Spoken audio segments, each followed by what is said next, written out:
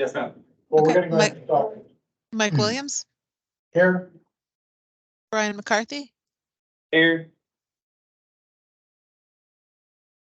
Jonathan Scott is excused, Melanie Callaway, Here.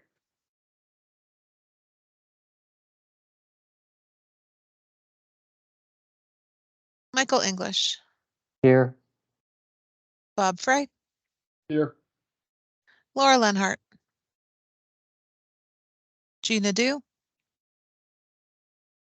Christina Bolinois, Bob Campbell, here, Jesus Perez Garcia, Here. Rob Wassam, Frank Koffenauer, here virtually. Jay Collins, Present. Melissa Leinhard, Here. Nicole Sutton, Sarah Caper, Here.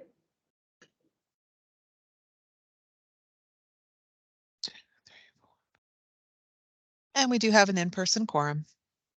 And Gail, just to note that Marcelo Ramirez is here representing the Department of Health, but has not been approved by the board yet for quorum. So we will take care of that and welcome you to the committee. Thank you. Okay, thank you. Next item on the agenda is public comment. Is there anyone in person that would like to speak to public comment? I see some people here today, but not necessarily to speak to public comment. Seeing none, is there anyone online that would like to speak at public comment?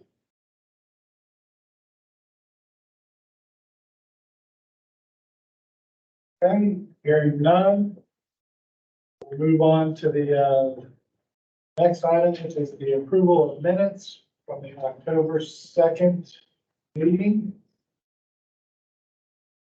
Are there any questions or concerns with the minutes? The October meeting, the last meeting? This is Jay Collins, motion to approve as presented. Second. Motion to approve by Jay, second by Melissa Leinhard.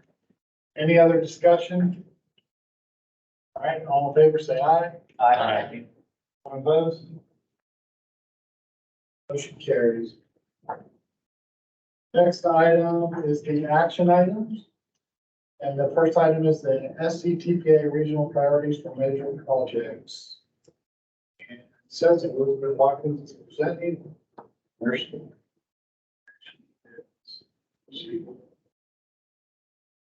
Elizabeth, we cannot hear you at this time, Yeah, sorry. and it looks like you're unmuted.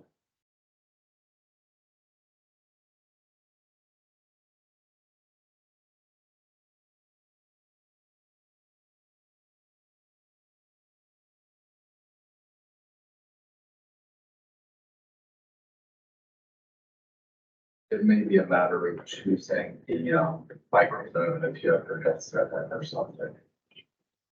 Are you able to hear us? Okay. Yes, you can hear us. And it's like she's trying to follow.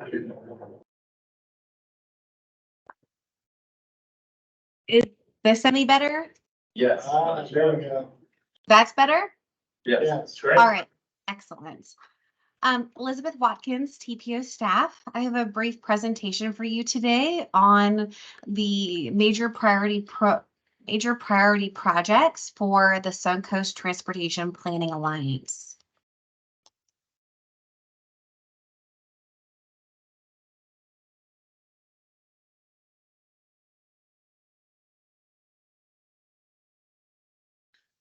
So as a reminder, the Suncoast Transportation Planning Alliance is a coordination group existing through interlocal agreement between the 6 MPOs in the Tampa Bay metro area.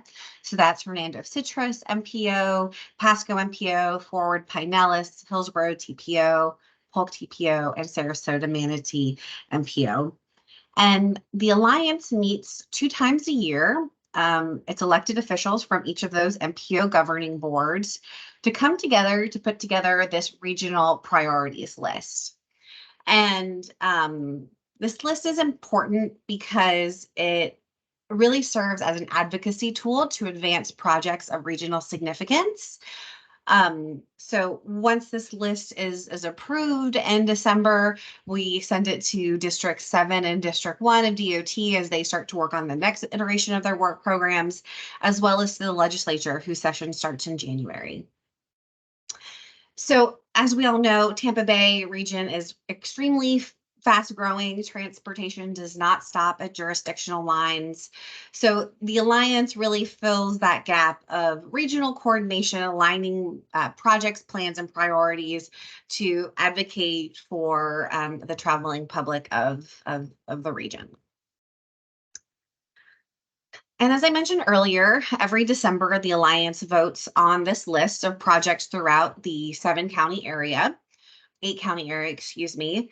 And these projects help advance not only just the individual long-range transportation plans of each of the MPOs, but we also have a regional long-range transportation plan. And here's just a smattering of projects that have been funded in some part due to this regional advocacy group, the Sunrunner and Pinellas, the West Shore Interchange, and Hillsborough County, and other projects throughout the region where this body and the elected officials and the staff behind them say, hey, DOT, hey, legislature, these are our priorities. Please help us advance them, whether it's through SIS funding, discretionary grants, or anything else. So it really is just a one-page list of projects, and this is the list from 2023. The reason we're bringing this to you today is because traditionally TPO staff would purely take the projects that are explicitly listed in the long-range plan or the TIP, but in December of 2022, I believe a member from Sarasota Manatee asked to add regional passenger rail transit connection between Tampa and Orlando. So because we didn't have anything explicitly pointing to a project, we just wanted to come back to the committees and the board and ensure that that was consistent with your direction. So staff's recommendation is to be supportive of that if that is what the committees and the board would want. It is agnostic to provider. So I think a lot of people read that and think Brightline, but it could also mean supporting Amtrak. It could also mean supporting a Sunrail extension if that were ever to come to fruition. The other thing I wanted to bring to your attention in this list are new priorities that we would like to add for the Suncoast Transportation Planning Alliance's consideration in their December meeting. So we would like to recommend Hart's Heavy Maintenance Facility, the replacement of that. That was recommended in the previous list, but ultimately the Alliance, some of the members of the Alliance felt that was more of a local project.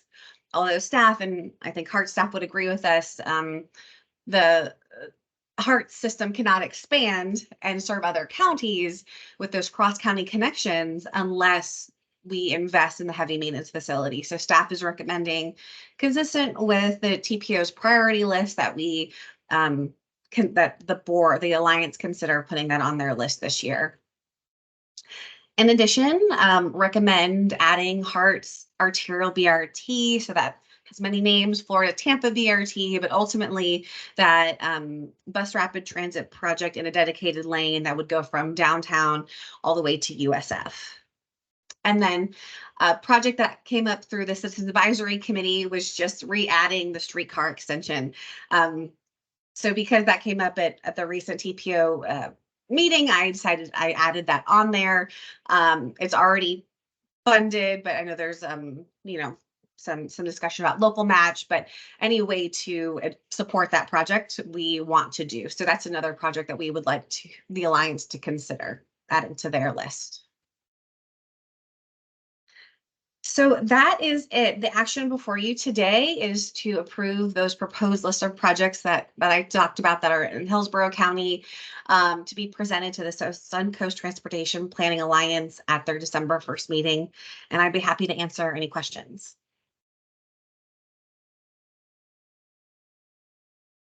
Okay, thanks, Thomas Elizabeth, right? Yes. Elizabeth, thank you very much for that. Do we have any comments or questions on the presentation? Yes, we see multiple in the room. We'll start with Bob Campbell. Yes, the BRT for university area, how does that compare to the existing BRT in downtown Nebraska, off Fletcher Ave? This is So are you talking about like Metro Rapid? No, several years ago, there was a BRT route that ran from Hidden River down Fletcher by the university over to Nebraska and downtown. I think that is Metro Rapid. That's right. So it's, how does this compare to that project?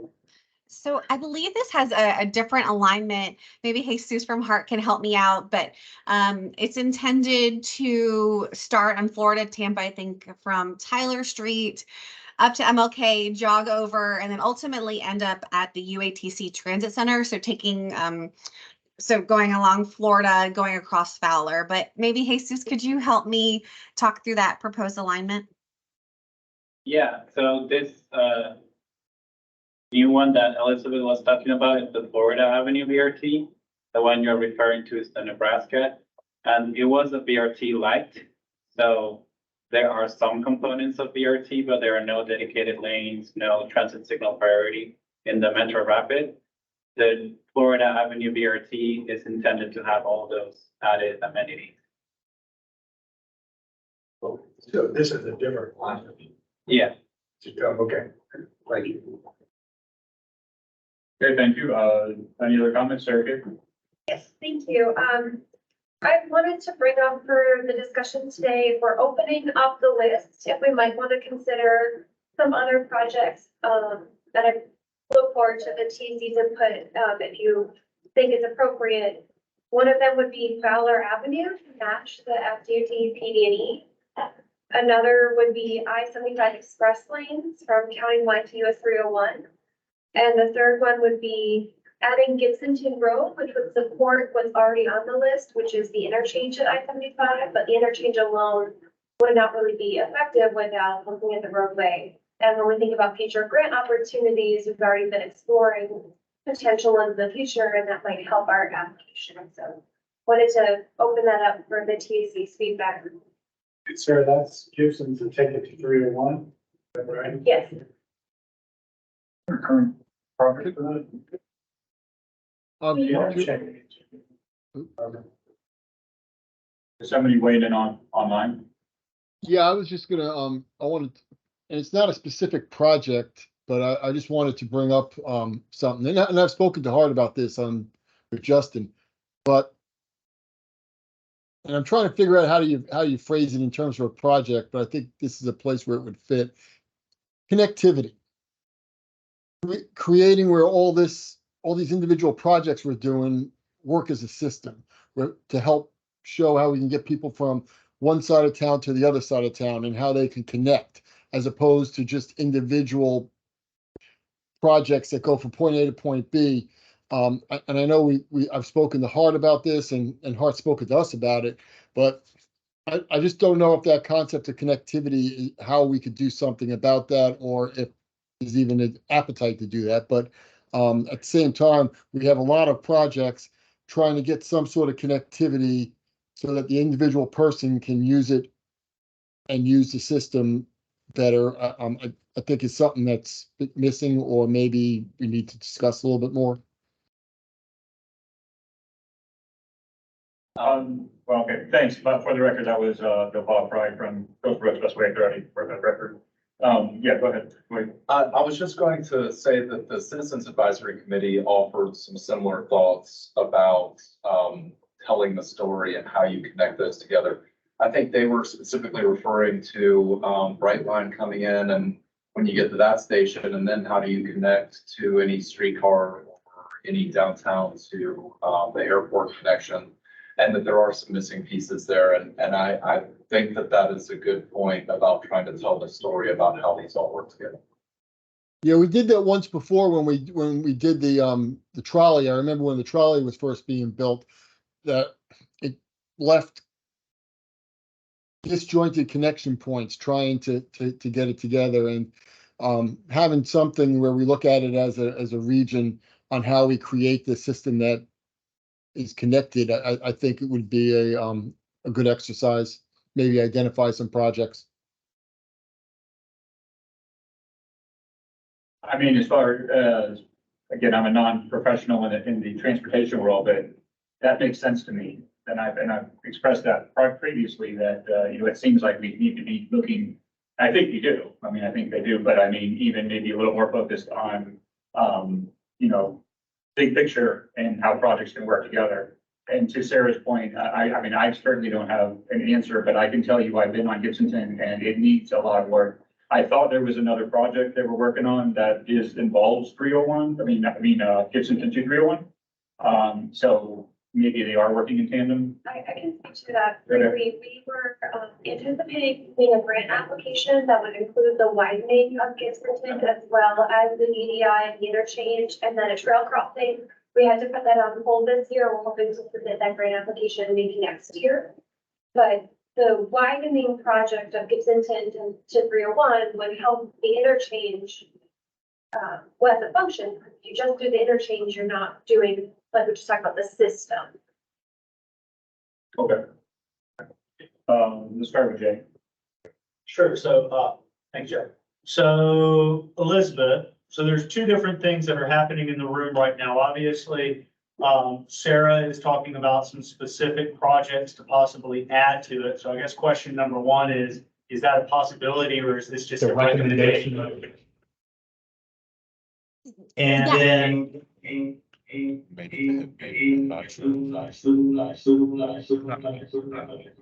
Did somebody turn on?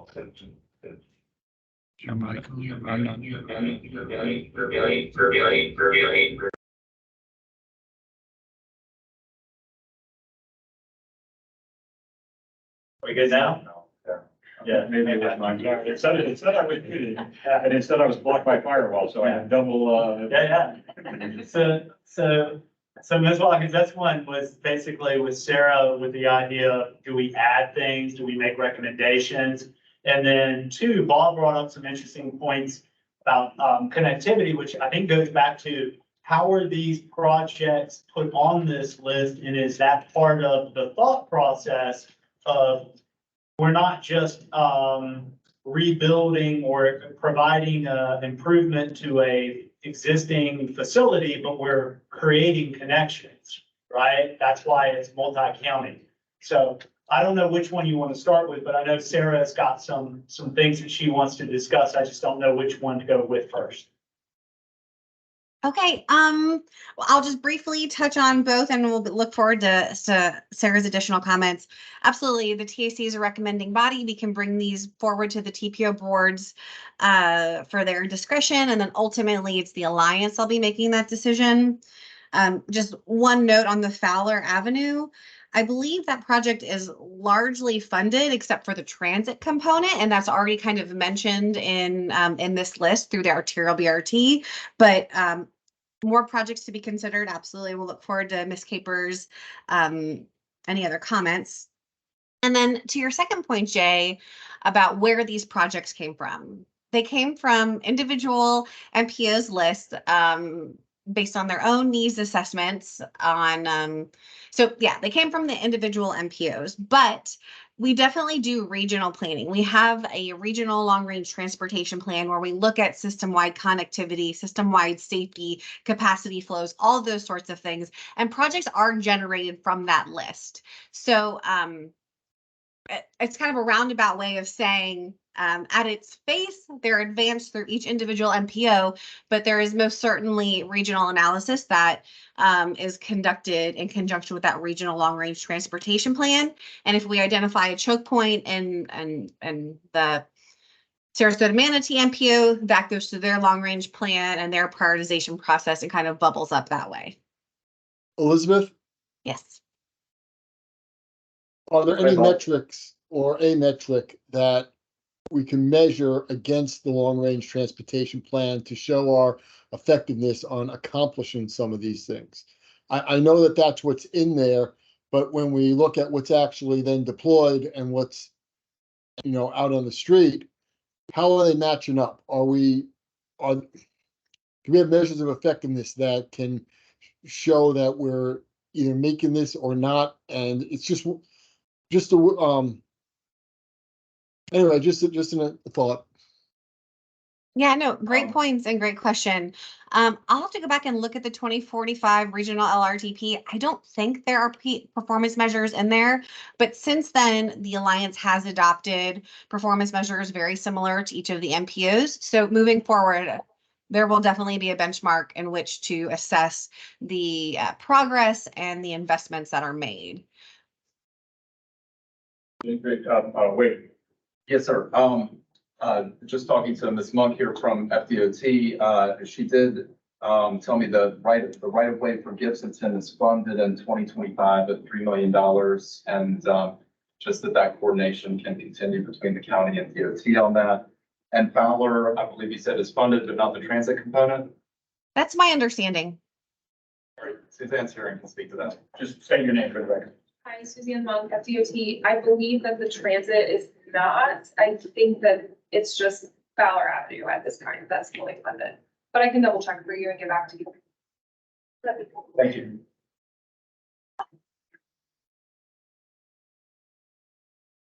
Okay. Just one other comment. The Citizens Advisory Committee did recommend the addition of other projects. So if somebody wanted to make that as part of their motion, they are welcome to do so. One clarifying thing that I think just to consider, and I really appreciate that feedback. I think it's helpful to know that Fowler is funded except for the transit and that there's Gibsonton is moving forward. My question for Ms. Watkins, I think, is does being on this list help with things like getting funding? Is this what you need to be on for trip funding? If we have any projects we're thinking about or other funding sources that would be a reason to include a project specifically on this list? That's a great question. So I don't believe trip funding, I'll have to get back to you because I haven't been involved in that process before. So I will follow up with Johnny and get you an answer on that. But really the strength of this list is the regional advocacy. So as you're familiar with, like the MPO's list of priority projects, there are dedicated funding sources to that. That doesn't exist at the Alliance level, at the regional level. So it doesn't really open up any other doors. It's just kind of the weight of the region behind it. But I will follow up about the trip funding because that's an excellent question. I just don't know the answer to. I think Suzanne Monk is here from FDOT, like she's nodding her head. Hey, Suzanne Monk again. I think that I know that there's a trip working group that works under the SCTPA that prioritizes them. I'm not sure if it correlates exactly to this priority list, but like Elizabeth said, Johnny would know because they have to, we would have to petition to add those projects if there are any new projects, like Big Bend got the funding, so it's moving off the list. So this would be the time, I believe, that we would want to make changes to that trip list, but we'd also need to make sure that we get the application when the application cycle opens. Thank you. All right, do we have any other comments or questions? Yeah. They're happy to make a motion. Well, at least I think there might be another comment. Yeah, I just want to mention that in terms of the connectivity, I think this list is very high level. I think it comes down to other projects like Fowler, for example, the transit component, the service is funded in our transit development plan. If I don't know, on the we're seeking funding for the stations through federal grants, and this might be a silly example, but on that list is the Lakeland Intermodal Transit Center, and if HART was ever to provide a Tampa Lakeland service, that intermodal center would be helpful for it. So I think all those pieces come together as you go down from the high level to the ground. Did you have, Brad, to make a motion with a question I'll about? make a comment. Okay, go I noticed on this list, you talk about regional significance, those type of things, but I do know there's some very isolated intersection projects or bridge projects on this list. So that is just not regional in nature. Some of them are like Pacific nature. Given it, I'd like to make a motion that would support the motion to add the three projects that Cambridge just mentioned, consideration that we added to this. I second that motion. Okay, so we have, well, hold up on the second. So we have a motion to add, we have a motion to, approve the list with the three that Sarah's identified previously. Recommended for Recommended for consideration. Thank you.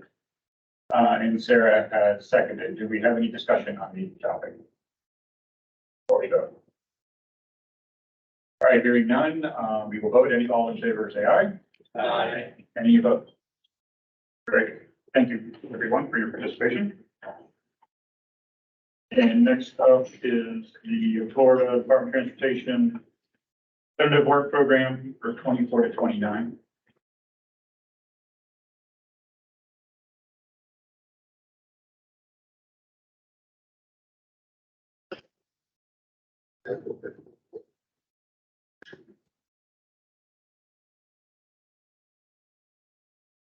Yeah. Oh, no. Oh, So. okay. Did want to confirm, Sarah, I talked to Kelly Bradley and Fowler is fully funded except for the transit portion of it. Again, my name is Suzanne Monk with the Florida Department of Transportation. I'm here to talk to you guys today about the tentative work program public hearing. This will cover fiscal year 25 through 29.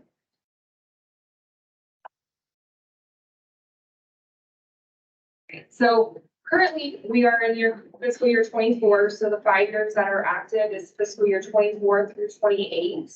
The tentative work or the work program is a 5-year plan that includes all of our projects. It includes our budget of what we're going to be working on, whether that's transit, seaport, planning, intersection improvements, design, right-of-way construction.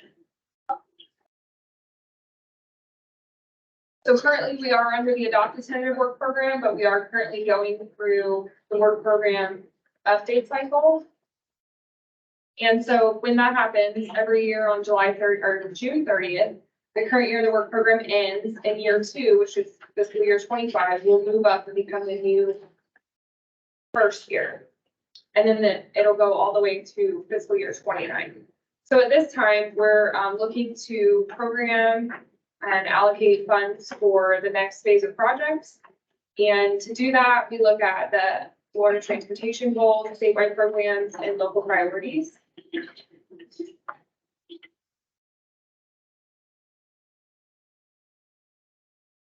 So this is part of the tentative work program. This is where we're at in the process. So the next couple slides are going to go over some projects that are either projects of interest or anything that was added, deleted, deferred, or removed from the work program. So this tentative work program that we're about to go over will be submitted to the Florida legislature later this year for review and approval. And once the governor signs off, it will be considered adopted as of July 1st. So when we go through and we look at everything for the work program update cycle, we look at 3 programming strategies. First, we look to preserve the existing work program. So we're going to run cost estimates, make sure, with inflation right now, money's not going as far. So we're going to update all those cost estimates for the 5-year, the projects in the 5 years to make sure we have enough money allocated to those projects. Say we don't, then we will make the necessary changes off the top to fund those projects first. Second, we're going to fund next phases of projects.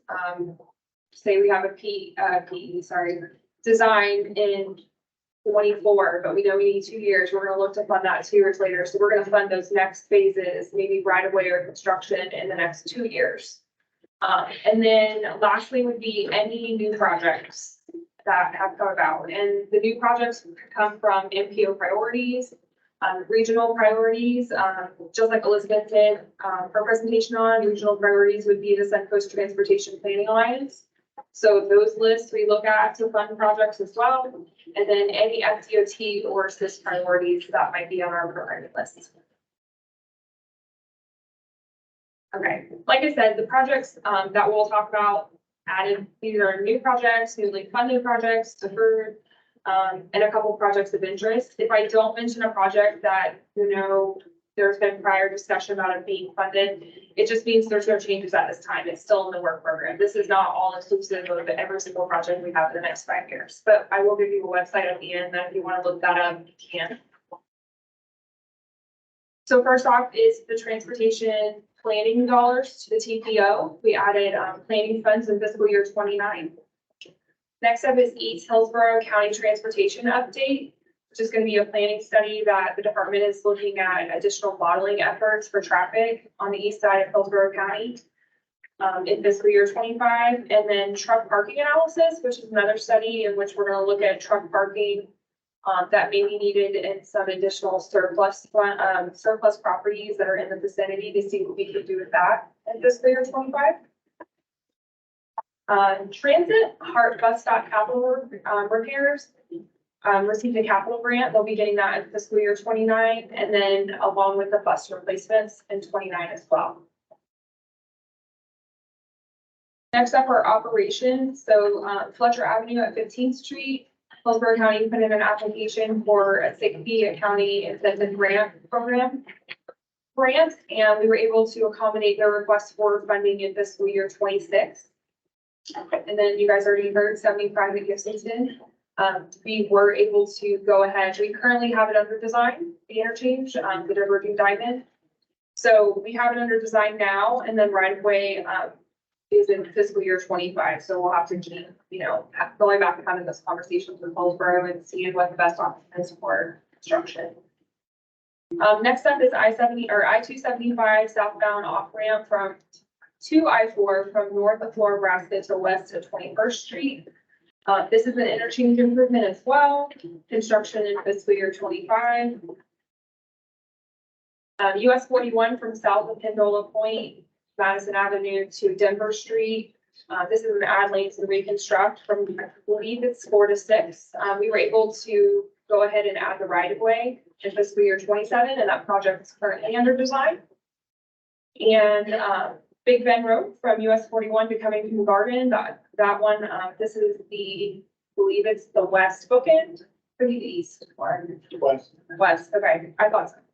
Add lanes and reconstruct. So we were able to add the construction funding. I think it's like $12 million in fiscal year 26. So that will be even keel on the whole roadway. So we're knock that off and put it on a funded list. Next up is Planet City.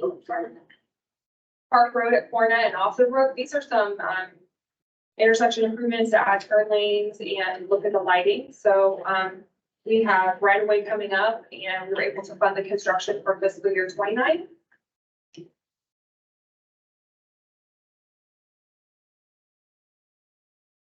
Okay. East Alexander at Jim Johnson is the same. They're looking at making some turn lanes added to their intersection. So the construction for that will be in fiscal year 29. State Road 60 at Horton Road is an intersection improvement.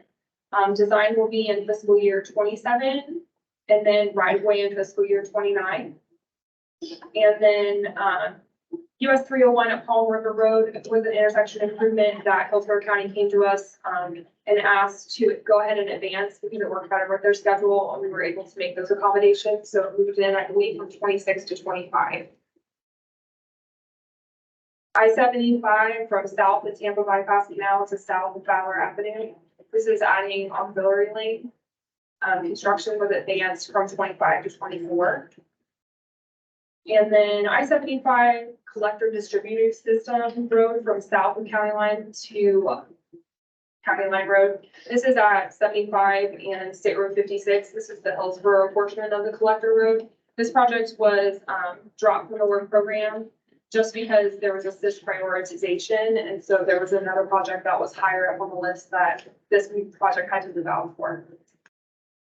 State Road 60 from Valrico to east of Dover Road. This project was dropped in the work program at the request of Hillsborough County. I-4, State Road 400 westbound from east of Orient Road to west of I-75. This is an addition of auxiliary lanes. The right-of-way was dropped from this project because there is no right-of-way that's needed. We'll be doing that within the footprint. State Road 60, Brandon Boulevard at Valrico Road intersection improvements. The construction from this was dropped from the work program at, the request of the local agency. Same thing with State Road 60, West Brandon Boulevard from Lakewood Drive to Mount Carmel. State Road 60, Brandon Boulevard at St. Cloud Avenue intersection improvements was also dropped from the work program just as a request from the local agency. And then Palm River Road at US 41 and 50th.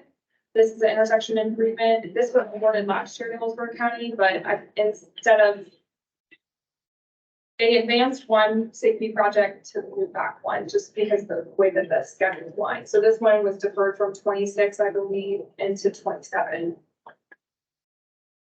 Complete streets that were awarded, Maxville, from west of Kennedy Boulevard to west of Main Street, urban corridor improvements, construction added in fiscal year 29 for the city of Tampa.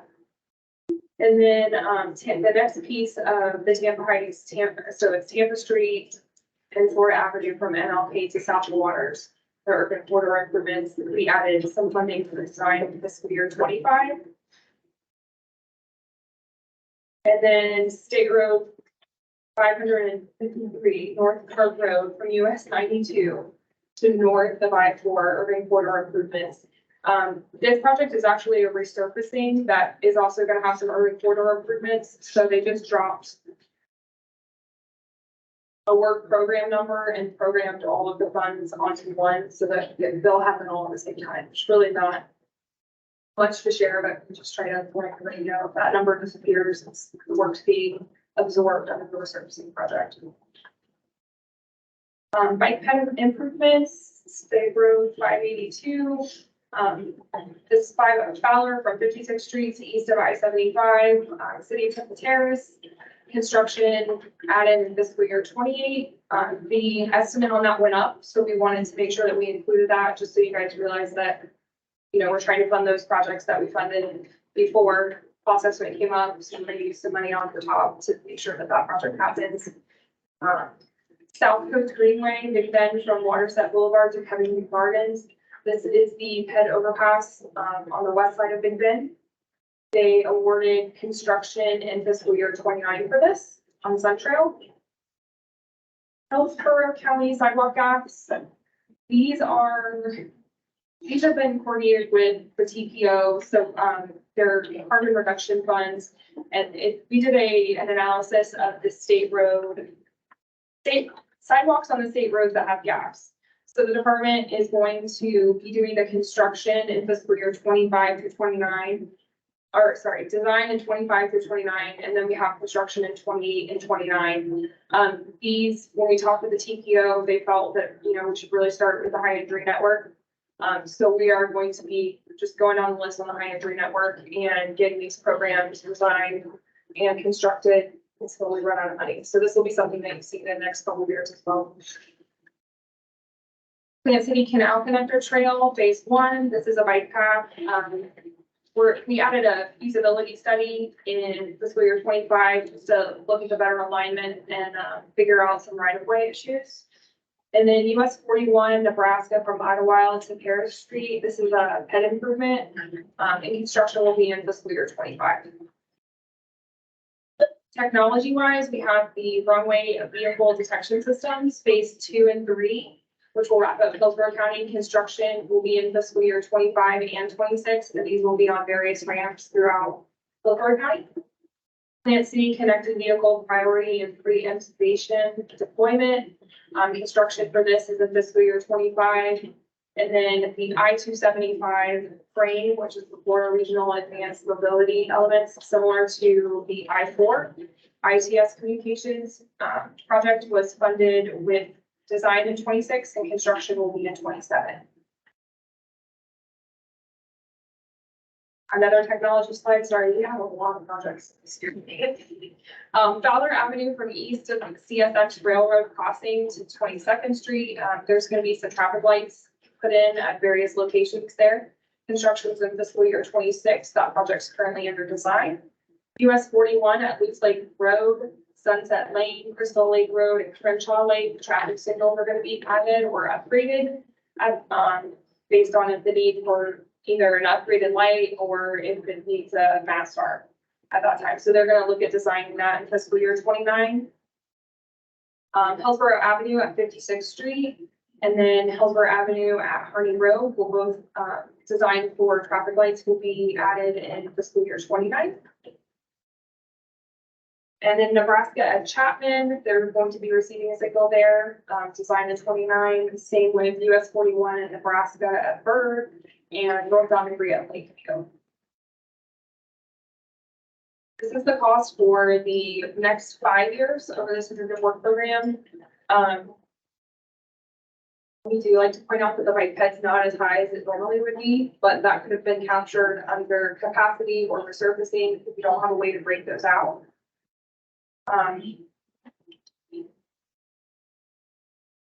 So the online public hearing was October 23rd through 27th. And public comment is going to be due on November 13th. The TPO will give their they have until the 20th to give their objections. They usually put together a letter. So if you guys have any comments when you make them here, they talk about them at the board meeting and then they'll write us a letter letting us know everything. And then early spring, the legislative session will look at it along with the FTC. And then July 1st, it becomes the October program. So there should be in your agenda packet a flyer that has the website on it. So if you have anything that you want to contribute, obviously we'll have discussion. But we do highly encourage everyone to go make their comment also on the website, just so that it's there. We can look at it. We'll respond to it. Central office will see it as well. Again, November 13th is when they're due. And we just want to end on a safety note, early on time, a little late, just get their seat. You guys have any questions? That was a lot. Yeah, and I think there's kind of a second half to this topic, so it's probably better to ask questions now for what you think. Yeah, because COC has its own. Right. So do we have any questions? Yes, Al. Sure. Do you have any more detail on the Nebraska Avenue project on slide 25? Pedestrian improvements. I know that there was like a crosswalk at the public that's been in the works for a while. So the resurfacing project that's going through there now, it was added to that, but because there were some issues with utilities, it's going to delay the project over a year. We've been in talks with Commissioner Myers because she's very passionate about that site. And we have it under design now, so it's just going to be a standalone project, and we're just going to go out there and do the same we're going to do surfacing. So it'll just be in 25. So we're aiming to get it out early. Okay. Yes. Yeah. Cool. Thanks. Yeah. Any other questions? Well, Yes, get a project called Flex rather than 15th Street. Guess it's just that's an interchange. It's an intersection. That's what it's glass, it's an Yes. intersection. It needs to be updated in the work program. The work mix is wrong. But work program is fixing it. I got it last week. Okay, thank you. Yeah, absolutely. Thank you. I think, Suzanne, I had one question. Sorry. No, you're Yeah, because this is covering a whole lot of areas, certainly a lot of areas I recognize that are in need of improvement, especially I think out the Big Bend area. We get a lot of complaints every year just about it. But it's disappointing. I don't know the district, but it's disappointing to see that it looks like some of the projects on State Road 60 around Barrico Road and St. Cloud, for example, have been removed. That's disappointing to me because I see it as a problem there. I happen to travel through that. Do you have any backing on that, or do you know it may come back up in the future? It may come back up in the future. It was my understanding that when Hillsborough County put in those applications, there was a higher need. And I think that their needs maybe changed a little bit, or their priorities kind of changed. And so they asked to unfund those to fund higher priorities at the time. And so just. I understand. Yeah, I didn't know if there was anything to add. We do, and we have a project on State Road 60 that we're looking at. We would like to build it out ultimate too, but again, have to find the funding and all of that as well. So it is on the Highway 3 network, and I do believe it'll be back. I just don't know when, based on their needs. Okay. Thanks. All right, next up, I guess we do all in one motion. So, yeah. Well, I don't think we're good. Controversial. So. Good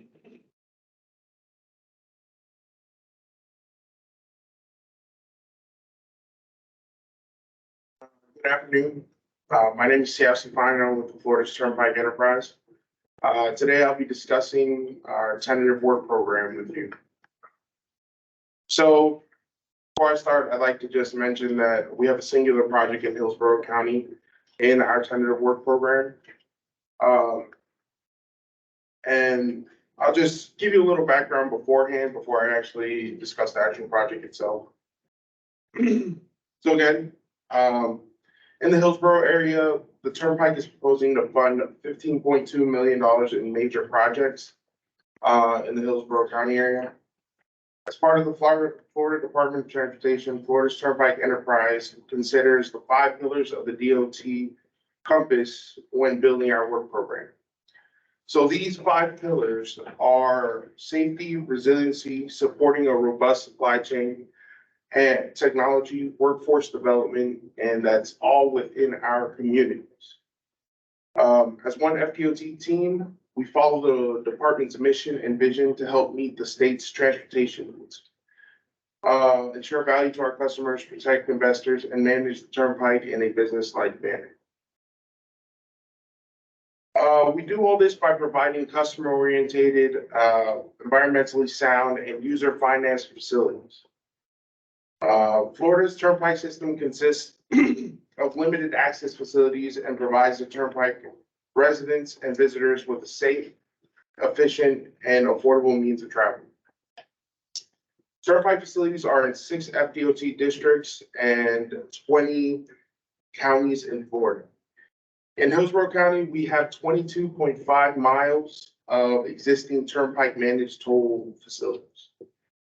To help meet the state's transportation needs, the Turnpike primarily receives funding through user tolls and our concessions at our service plazas.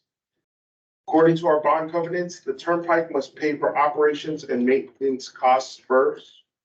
So this includes the cost to process and collect toll payments. Then we must pay off debt on bonds issued to construct major projects. It should be noted that due to our high credit rating, the Turnpike has historically benefited from some of the lowest borrowing costs in the toll industry. So after that, we must invest into renewal and replacement projects. So these are resurfacing projects and any recurring improvements on our roadways. Finally, the Turnpike must invest remaining funds into capital improvement projects. These capital improvement projects are interchange and our widening projects. The Turnpike has various ways of determining how projects get funded depending on the project type. All our projects must demonstrate a transportation need, and based on that transportation need, we prioritize accordingly. Each year, we look at observed traffic data and future projections across the entire system. So that system is considered any facilities that we manage from North Florida to South Florida. We also consider environmental and economic feasibility. But also, what is most important to us is stakeholder input. And we collect this throughout the project development process in places like TAC meetings for MPOs and TPOs. So before I actually discuss the project that I'm here to discuss, I'd like to go over this green document right here. So this is the Turnpike's tentative work program summary. This is a highlight document that has projects within the Hillsborough, Pasco, and Hernando Citrus counties on our roadways, primarily on the Suncoast Parkway and the Veterans Expressway. So looking at this document, you'll see on page 1, that first table on the top, those are current construction projects. So projects that are currently under construction or will be under construction within the fiscal year. The body of the actual document that goes from page 2 to page 5, these projects are projects that have construction funding within the 5-year work program. So they're not currently in construction, but they will be within the 5 years encompassed in our tentative work program. And then, the final table on page 7, these are projects that have PD&E design and right-of-way funding, but do not have construction funding, associated in the 5-year work program. So these are the type of projects that you can look forward to having in the main tables once they receive construction funding within the 5-year work program. Okay. So if you'll flip with me to page 4, you'll see that our singular Hillsborough County project is the resurfacing of the Veterans Expressway from milepost 14.3 to milepost 17.5. And I do believe that that is going right to the Hillsborough County line from, so from about like the Veterans Spur to right about the Hillsborough Pasco County line. So of course, this is a simple resurfacing project. And this project has design funding in fiscal year 2025 and construction funding in fiscal year 2026. So for more information on all projects in the Turnpike's tentative work program, you can visit the FDOT Work Program Public Hearing website and download the District 7 Public Hearing Report when it becomes available. So it has come to my attention that it is available, so that's something you can download. Turnpike's tentative work program projects can also be found on that report from the public hearing website or on the floridasturnpike.com. Before I leave, I'd actually like to discuss a safety minute with you. So the Florida Turnpike Enterprise likes to encourage our customers who have disabled vehicles on our roadways. Stay safely in your vehicle if possible and wait for help instead of getting out of your vehicle on our high-speed roadways. Turnpike traffic management staff are watching cameras 24 hours a day and will deploy a road ranger or an FHP officer to assist you quickly. You also have the option to dial *347 or star FHP, and you can request that a road ranger or an FHP officer be sent to you. But with that being said, I'd like to again thank you guys for the opportunity to present to you, and I'll take any questions. All right. Do you have any questions? Doesn't look like Hillsborough's got a big. Just one question. I think you mentioned $15 million in the projects in Hillsborough. That's just construction, because I know it's the PD at the end. 21 million. So the $15 million are the major projects. So that's really just that resurfacing that I went over. The PD&E or the design funding you're talking about at the end of the document. So though that design funding is actually associated with an active PD&E that's going on right now. Looking at widening the Suncoast Parkway from Van Dyke Road to State Road 52 in Pasco County. The design funding is actually all in Hillsborough County, and that goes from Van Dyke Road to the Hillsborough Pasco County line. That design funding, it's all preliminary. Right now, we're actually studying the actual widening. So we're looking at different configurations that we can that are feasible. And if we choose the no build option, then obviously that design funding will disappear. But even during the PD&E process, which we're going over now, we'll be having public meetings, public hearings. So I think right now that money is just a placeholder for the future.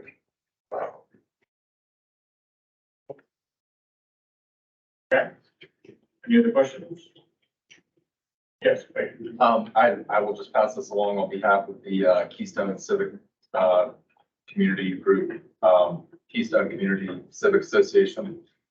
They asked specifically for delineators between the Van Dyke Road exit and the through lanes.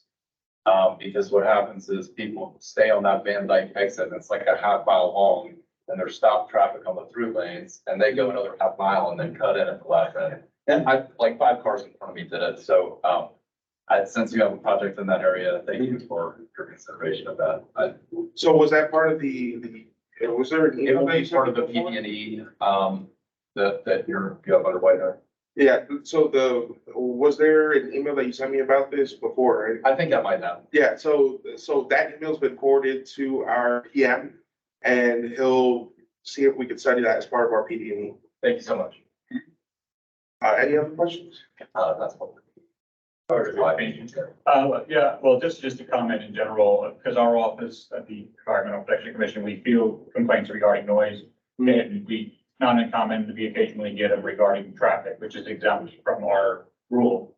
But there are opportunities usually in the design phase to add walls, which don't eliminate it, but certainly help. So not that it would really affect this project, but I would say just as a consideration for future ones, please ensure you do an assessment of where it's located near residential concentrated areas that they consider adding noise walls. As part of the structure, maybe even part of Van Dyke. I don't know that build out would include that, but, again, just throwing it out there, and really that should be considered for all construction all the way down the line. Up to Crystal River. So, that would be my opinion on it. And I will say, by the way, I really appreciate the extension in Crystal River because I go to Tallahassee quite a bit and I take it all the way there, and I actively been watching the clearing happening on the next phase. So now I'm seeing what the future is going to hold. So thank you for that. Any other comments? Okay, so this is an action item. So at this point, we're looking for a motion to approve both the FDOT and FTE tentative work programs to the TPO work. Can I get a motion? Jay Collins, I'll make a motion to approve the Florida Department of Transportation and the Florida Turnpike Enterprise's tentative work program for fiscal years 25 through 29. Thank you, Jay. Can I get a second? Second. Bob Campbell seconded. Thank you very much. Any discussion? All in favor, say aye. Aye. Any opposed? I think Bob, any opposed? Very good. Thanks, everyone. Right. And now we're on the board. Additional good crossings. Or again, yeah.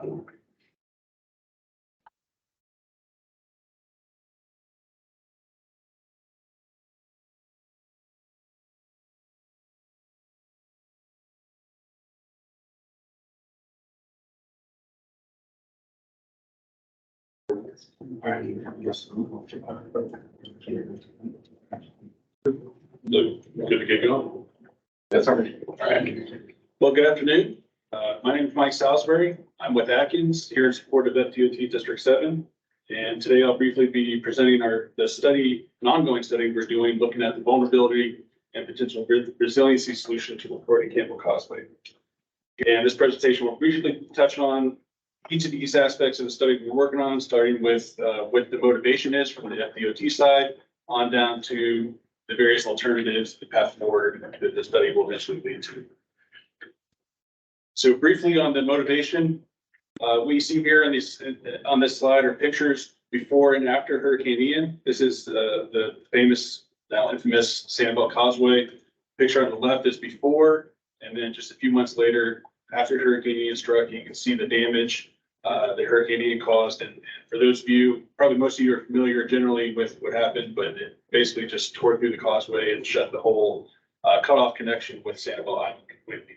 So as you can imagine, that kind of scenario was very destructive and disruptive to the local community. And so in the aftermath of that, DOT is taking a closer look at the various causeways and bridges going through the Tampa Bay region to see what is needed to increase the overall resiliency to hopefully prevent something like that happening to our local bridges here in the Tampa Bay region.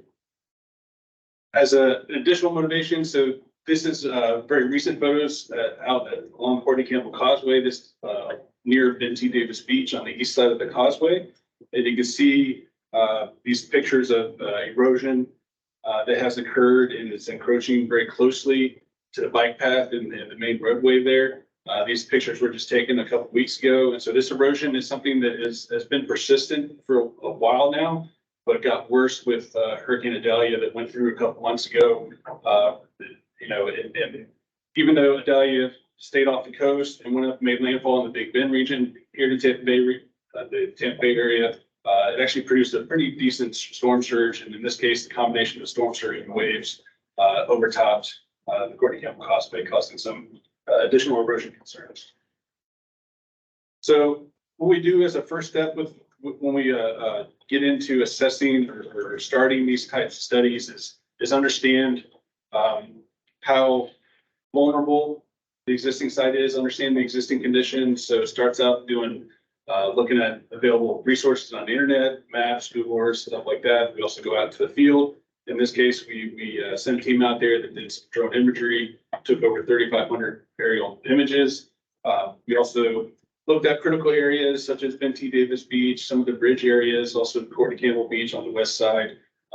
Looking at those little bit more vulnerable areas, taking some more site-specific photos, understand things like what the existing shore protection looks like, what type of vegetation is there, what size rock is there. All this feeds into understanding how vulnerable the existing conditions are to a potential hurricane scenario.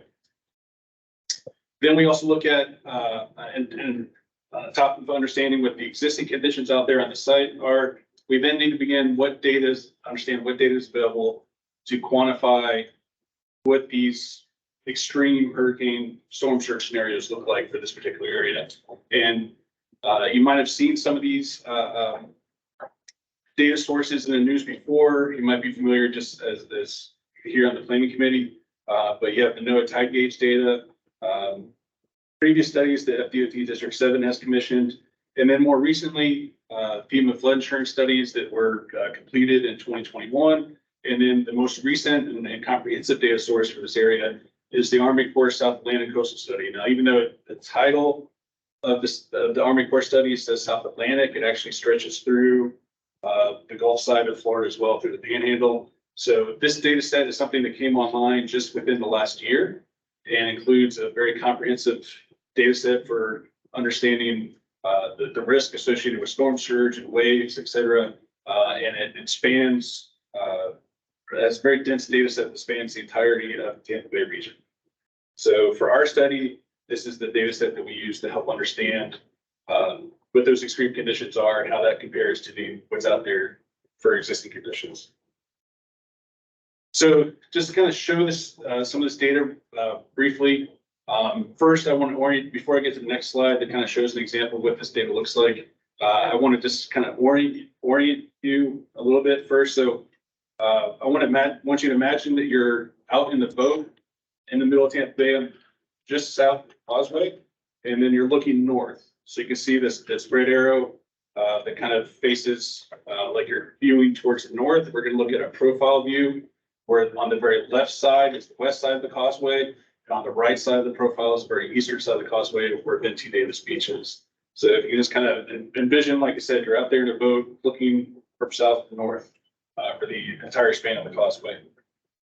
And so in this profile view, you have on the x-axis that kind of distance across the causeway, like we talked about. On the y-axis of this plot are just elevations. And you see the black line that's going through there, just kind of bouncing around. That's the existing elevation data of the road, at the edge of the road, that's pavement. And that lower line, I know the colors aren't really quite coming through so well on this display, but the lower orangish line, that is the, in this case, we're looking at 20-year return periods, so 20-year conditions. That is the storm surge associated with the 20-year hurricane event, if you will, based on the Army Corps data. You can see it's touching the edge of the road there. And then the darker red line on top of that, that is the crest of the waves that are running on top of the surge. So, if you're familiar with, or ever been to the beach, you have the water level coming in and out. On top of that, you have the waves kind of propagating on top of that. So that red line you see at the top line, that is the top of the waves that are then crashing into the roadway. And so what this illustrates is that the Courtney Campbell Causeway is extremely vulnerable to the 20-year conditions in this area. So, this is something that in our lifetimes, we'll probably see something, it's wouldn't be uncommon for this kind of scenario to happen multiple times in our lifetimes. Another data set or data point that we look at. So, what we've gone through showed you thus far is the existing conditions. we also need to start looking at what future conditions might look like. So hence the resiliency aspect. And so, we want to come up with something that is protects erosion now, but also would withstand the test of time as conditions change. In this case, for these coastal areas, we're predominantly talking about sea level rise for this kind of situation. And so you can see here what the sea level rise projections are. And just so you know, as comparisons, that previous slide I showed you showed that for today, the causeway is extremely vulnerable to the 20-year hurricane event. In the year 2170, that drops to the 10-year hurricane event. In the year 2100, it's the 5-year hurricane event. So, and fast forward a number of years, we're talking about there's a 20% chance each year that the causeway could get a devastating event impacting it. So you can get a sense for the causeway in its current form is pretty vulnerable to what these extreme scenarios might look like. So once we understand how vulnerable the existing conditions are, we then transition into coming up with ideas or solutions to help mitigate what that potential erosion will look like that an event occurs. So you kind of remember those pictures I showed you for Benty Davis Beach. There is no existing shore protection there. I should say no, very minimal shore protection there. What is there now is basically just like emergency riprap or cobble that people threw out there as best they could under emergency scenarios, but that's not an engineered solution. So it won't hold up to a storm event. And so what we want to come up with is a solution that will prevent that kind of erosion from continuing to happen and ultimately impact the roadway, which is the main infrastructure we're trying to protect. So at this point, we haven't narrowed down to anything specific. We're at the stage now where we're looking at various conceptual alternatives. And these alternatives range from green solutions to gray solutions and anything in between. And so green solutions are your living shoreline type of solutions, vegetative plantings, mangroves, oyster bags, et cetera. Engineering with nature is also a buzz term that's used for living shorelines nowadays too. All the way down to you get to more purely gray, which is your more traditional shoreline hardening along the coast, which is revetments and seawalls, et cetera. And also looking at combinations too. So you could have a revetment that's the main hardening protection, and then it's mixed in with some vegetative plantings to make it look better and provide more economic or ecological uplift as a result. So just kind of show you what these examples might look like. There it goes. Okay, I'm trying to go through.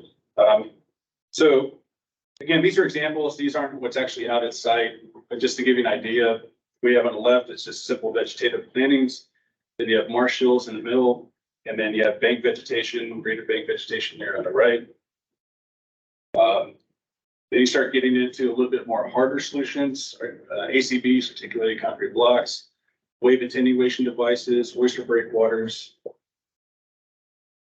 On down to with breakwaters, you can also, similar to revetment, you can also throw in some vegetation in there as well.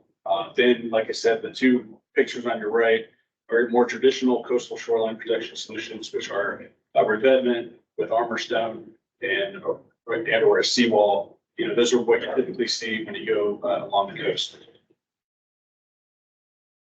So what we do, evaluating all these kinds of scenarios, is we start out just getting into looking at simple pros cons kind of matrix comparison. Your advantages and disadvantages of each solution. Start looking at that. When you look at that, ultimately some of these solutions, start to make more sense. Some of them start to make less sense depending on the site-specific constraints we have. So we're kind of stepping into that process now, like I said, and we're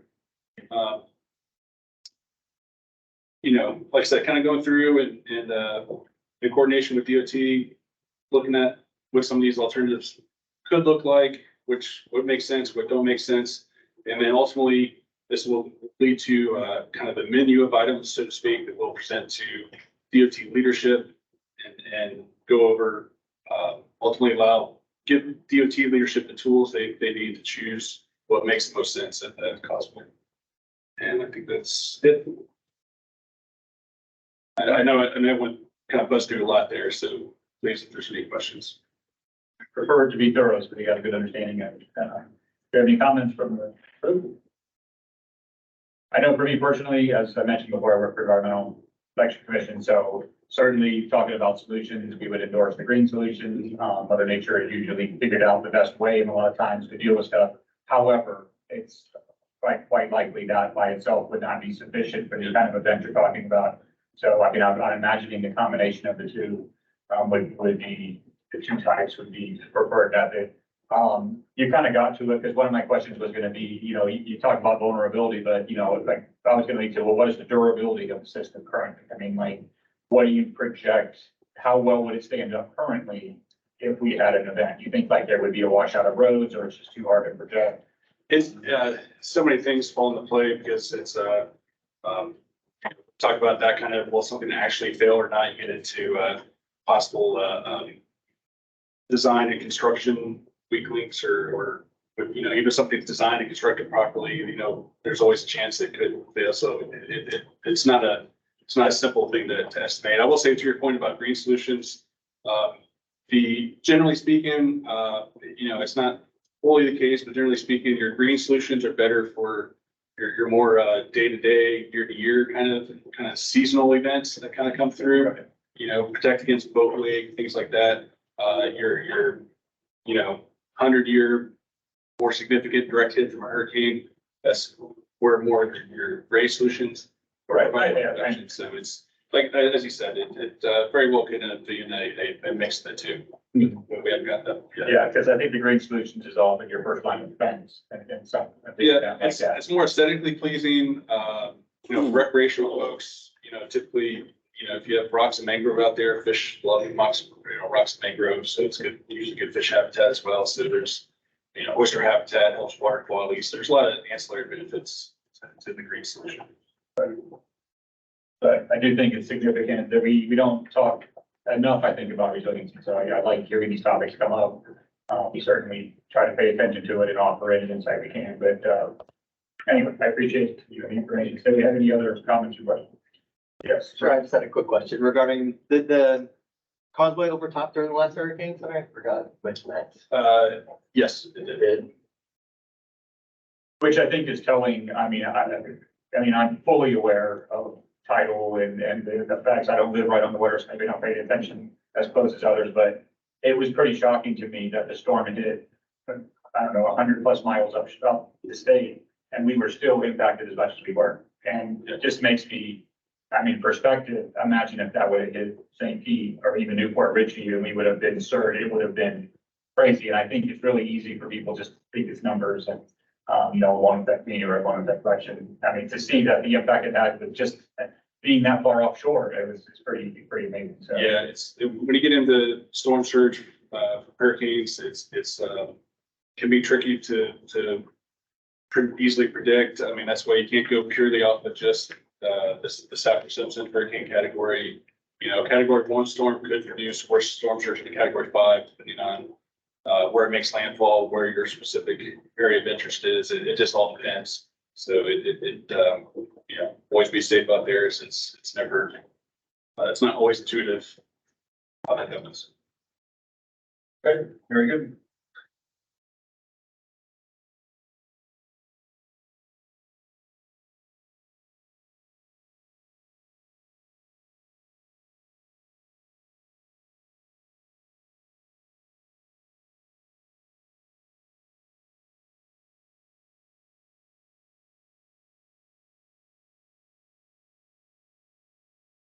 Well, while we're waiting, I guess this could be a good segue into Gina from the. Would you like to turn off your camera? Gina from the Aviation Authority invited me out to look at their helicopter, which is like the new air taxis prototype. So they had a big kickoff last week as like the conceptual. If you imagine the Jetsons, kind of like them flying around. The idea is that would be the new Uber, so to speak. It would take a while to get out, but it was pretty interesting, pretty entertaining. So to just be part of it and to think that that's actually not as far off as you may have thought it might be. So, you know, anytime we get a chance as a committee, or if you have something that's, you know, transportation related that might be interesting to the group, we encourage please bring it forward and bring it up under new business. We'd love to hear about it. Yes. All right, is this the last topic? Last one for this, and then I have a quick one. Okay, so lost there. Yes. Oh, okay. This is still part of the last. Okay, thank you. So we're also still on the resiliency topic. Great. Tara Rodriguez, FDOT from the District Structures, District Bridge Maintenance Office. I also lead the resiliency team for District 7 as far as operations, working with the team, finding out what are our vulnerabilities, where can we strengthen, where can we get stronger as. So here, I'll go ahead and show some of the damages that we've already seen at Courtney Campbell Bridge, but I'm going to focus more on the bridge structure itself. So as far as bridges, what are we concerned of? We're concerned with scour, right? So scour is loss of sediment, loss of soil, just from swift flowing water. Luckily, most of our bridges are on very deep foundations. We've been studying them for the past 20 years, making sure that we have deep foundations, or if they're unknown, we're installing amendment systems, gray solutions as well. Back a slide. So this is Courtney Campbell. This is the, a little bit back. This is the main bridge, main vehicular bridge. This was from a tropical storm, not even a hurricane, back in 2020. This is when we realized that we have vulnerability right off the bat from a tropical storm. This is an old detail that they used to use for the slope protections for the main bridges. Basically one layer of riprap bags with a concrete slurry on top. You lose one bag, you get one hole, you can lose your entire slope. And that was evident just from this tropical storm. There's another viewpoint of it. So following that, we did emergency slope repairs. This is a reinforced concrete slurry that was put on top of the area. And that's just to hold us over until right now. We're currently doing a permanent project. Also, Tropical Storm Ada, along the Courtney Campbell, along the seawalls, we have a lot of rubble riprap slope protection. And from Tropical Storm Ada and every hurricane since then, we have more and more of that rock rubble that's being displaced. So what are we doing about it? Right now, we have a project that is going to be letting this December 2023, where we are strengthening and reinforcing the slopes of the bridge, the main Courtney Campbell Bridge. We are taking out the existing slope protection. We're putting in a geotextile fabric with bedding stone and rubble riprap, which bringing it up into today's standards. We're also going above and beyond that and installing sand cement riprap bags in the shape of a wall and reinforcing that and burying it down below the ground line. That's Courtney Campbell. We're working on that right now. The plan is December letting. We got a little held up with the permitting process, but the goal is to have those strengthened in place before the next hurricane season. So also, we're taking lessons learned from Sanibel and bringing that into the new Howard Franklin Bridge design as well. We're looking at reinforcing the MSE walls, the slope protection on the Hillsborough and the Pinellas side. So what are we doing for the Howard Franklin Bridge? This is part of the active construction project right now. We were able to add these measures into the active project. So underneath the Howard Franklin Bridge, there's a driveway approach similar to Courtney Campbell. We're changing that from a 4-inch to a 6-inch slab and reinforcing it. We're doing new riprap to today's standards, which is a much heavier, much durable size of rock that actually has to be imported in from Georgia. We're doing new roadway barrier walls, new seed walls. We're installing concrete flowable fill.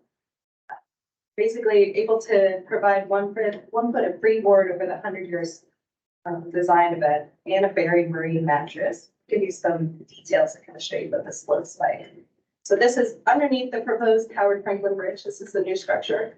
Again, these are the southern sides of the approaches. Again, the Hillsborough and the Pinellas, but the southern sides.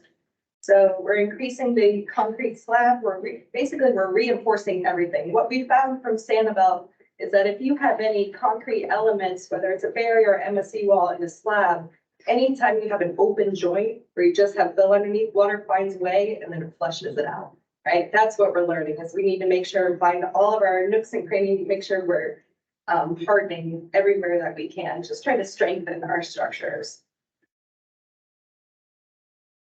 Also, the MSC wall failure was one of the major failures for Sanibel that we found as well. Those old MSC wall designs, for those folks that are a little unfamiliar with it, they're basically, back then, they used to be just fill all the way to the top, and then you would have asphalt, and you have these MSC wall panels that are made to have an open joint between them, but they're supposed to be a geotextile fabric. So the water pressure doesn't build up behind the wall. And the water comes out, but the fill remains. What we're finding is a lot of those MSC walls, they need to have something more durable behind them. They need to have rubble riprap, they need to have a barrier wall in front of it, something that if water pressure does build behind the walls, we have additional reinforcing to keep those in place. Back to Courtney Campbell, this is recently Hurricane Idalia. This just shows how high the water level got. That's the existing fender system. The water is typically much lower, but it basically took the keys off the fender system, like the keyboard, just popped them right off. We're missing over 300 plates and a lot of wheels. That will be repaired under emergency repair. Along the Courtney Campbell Bridge, you have the main vehicular bridge, but we also have smaller bridges along the causeway. This is the recently constructed Virginia Crichton Bridge. As you can see, the water level at the Courtney Campbell Bridge the Courtney Campbell Causeway got very, very high. We did close the bridge just because of the water level reached over top, so water overtopping. And that's common. Courtney Campbell's Causeway is the first bridge always, we pretty much planned for every storm event that we're going to be closing Courtney Campbell just because of the water level and the amount of seaweed on the road.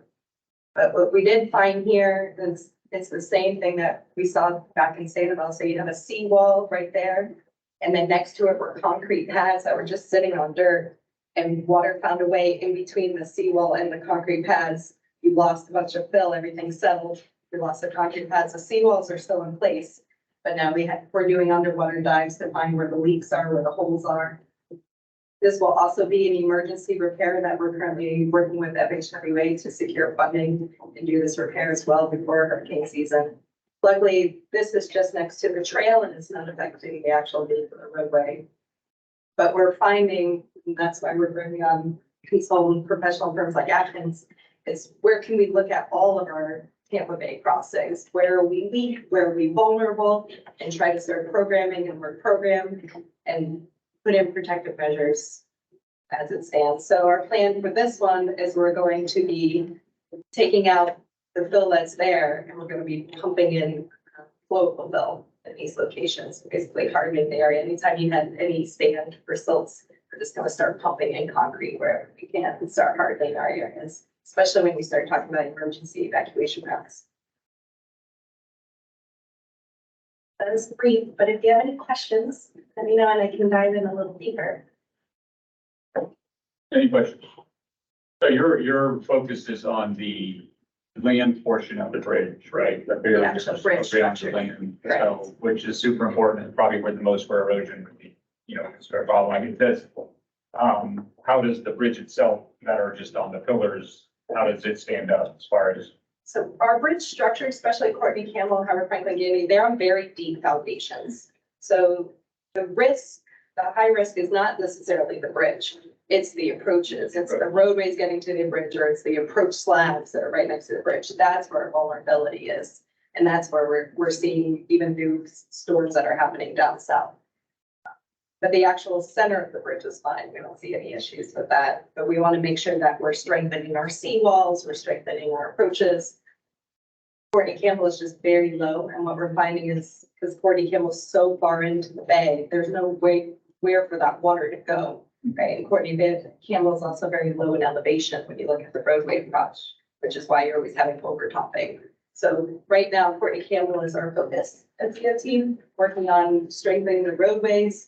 We also have the maintenance operations that are ongoing, that are constantly going out there and trying to stabilize the roadway portions and put back some of the rubble riprap. It's an ongoing issue at Courtney Campbell, but we're actively looking at it. So just, it sounds like the focus is to stop or reduce the damage rather than stop or reducing long time. But There's I So know how do you someone reduce that- overtopping? You would have to actually raise the profile of the structure, right? So that's a little bit above and beyond, right?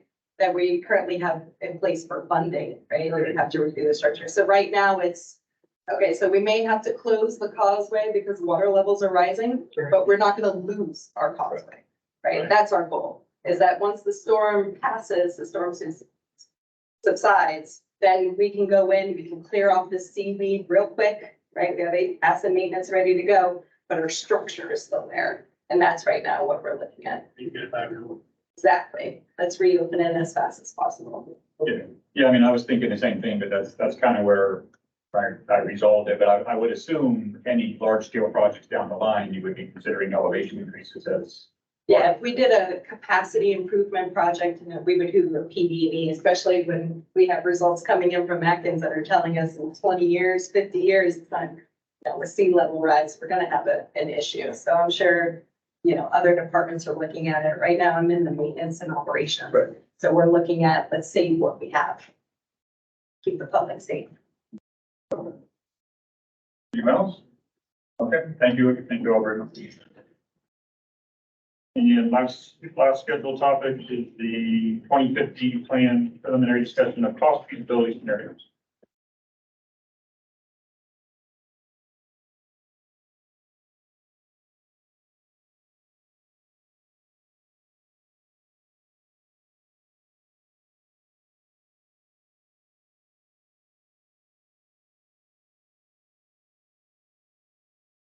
Wade said he's limited to 20 minutes. Yeah, I'll be fast.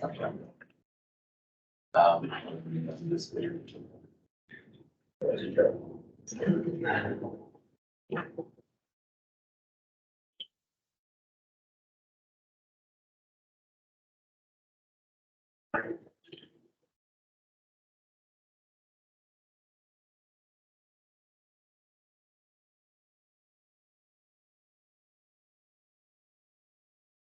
Tell you what, I'm gonna jump ahead real quick just to take care of other housekeeping. Is there any older new business that anybody wanted to bring up? And then we also apologize for running late today. I got hung up in traffic. I did have a question, and anybody's open to answer it. On Broadway Avenue, it's become a staging area for semi trucks. Like they are literally down both sides of the road, off into the median, and it was causing congestion and problem. Anybody know who to like ask a question or? Bob? You know where I'm talking about, like just north of 301 Yes. on Broadway. It's getting, I've noticed it a little bit, there's one or two, and then there's 5 or 6, and now there's 25 and 30.